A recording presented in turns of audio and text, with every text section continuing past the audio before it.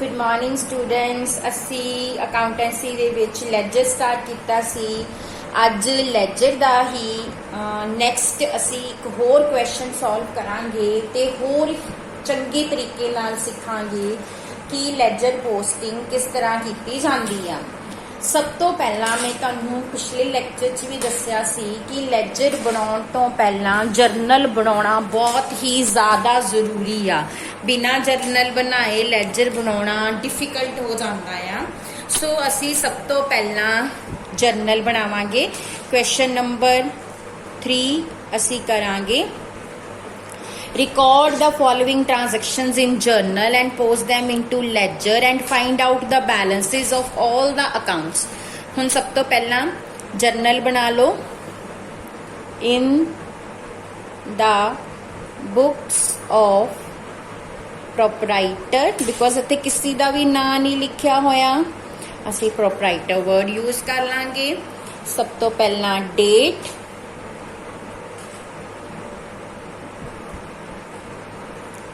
particulars,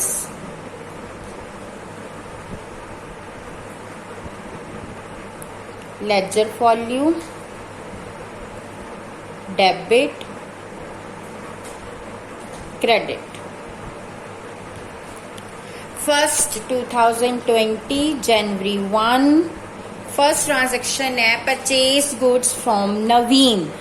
goods purchase कीतियां, purchase नू debit करांगे। Purchase account debit to Naveen account.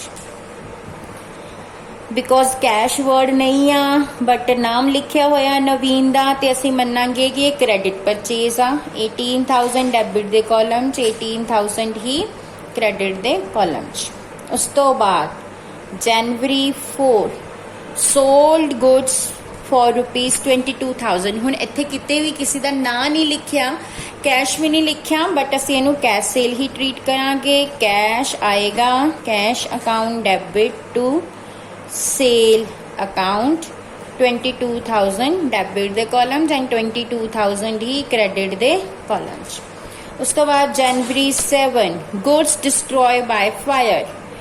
हुण लॉस हो गया, अग लग गई आ, loss due to fire account debit. और ये नाल की होएगा, साडी परचेज रिड्यूस हो जाएगी। So to purchase account 2500 debit दे कॉलम, 2500 ही क्रेडिट दे कॉलम। उस तो बाद जनवरी 10 फर्नीचर परचेज फ्रॉम मनीषा। हम फर्नीचर खरीदा, सो फर्नीचर आएगा, फर्नीचर अकाउंट डेबिट किहदे तो लिया, मनीषा तो, to Manisha account.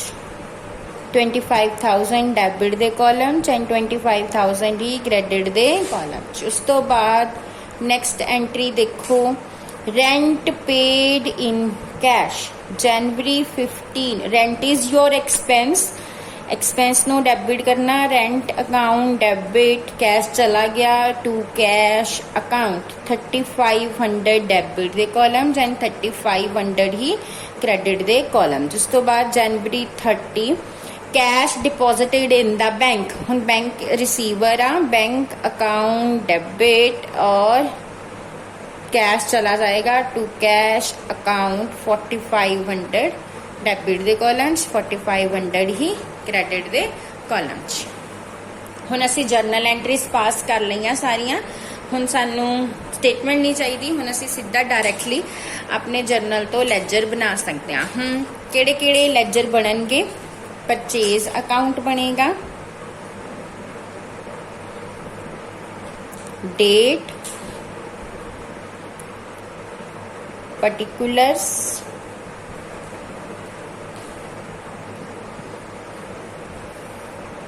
Journal volume, amount. इसी तरह दूसरी साइड भी डेट, पर्टिकुलर्स, जर्नल वॉल्यूम ते अमाउंट। मैं तुहानूं दस्सिया सी ये वाली साइड डेबिट साइड हुंदी आ और ये वाली साइड क्रेडिट साइड हुंदी आ। हुण परचेज का बना लिया, ਨੈਕਸਟ ਨਾਮ ਕੀ ਹੈਗਾ ਨਵੀਨ ਦਾ, ਸੋ ਨਵੀਨ ਦਾ ਬਣਾ ਲਓ। ਨਵੀਨ ਅਕਾਊਂਟ, ਡੇਟ,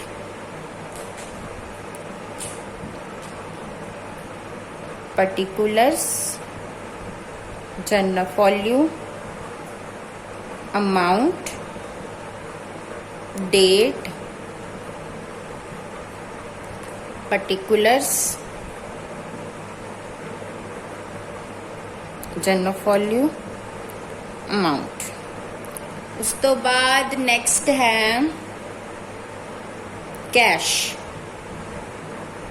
कैश का बना लो, cash account, date, particulars, journal value, amount, date, particulars, journal value ते amount। उस तो बाद नेक्स्ट कैश तो बाद cell, sale account, date,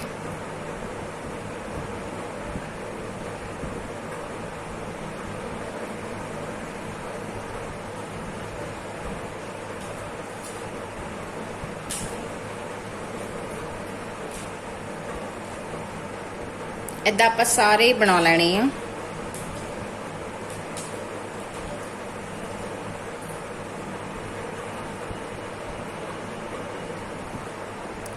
cell तो बाद है लॉस का,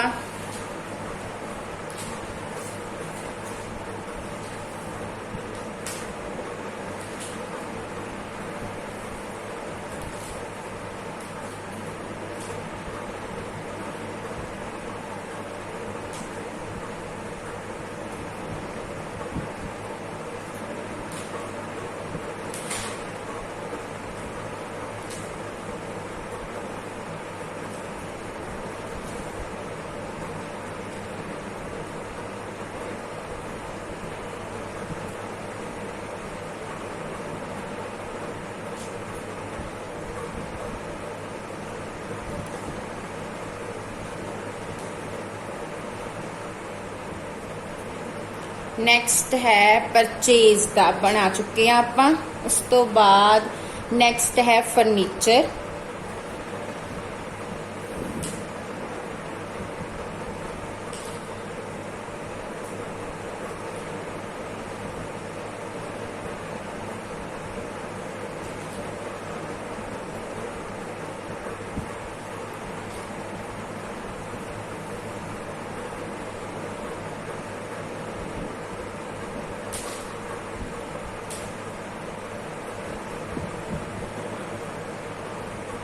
उस तो बाद मनीषा, रेंट ते बैंक, तीन होर बनने हैं।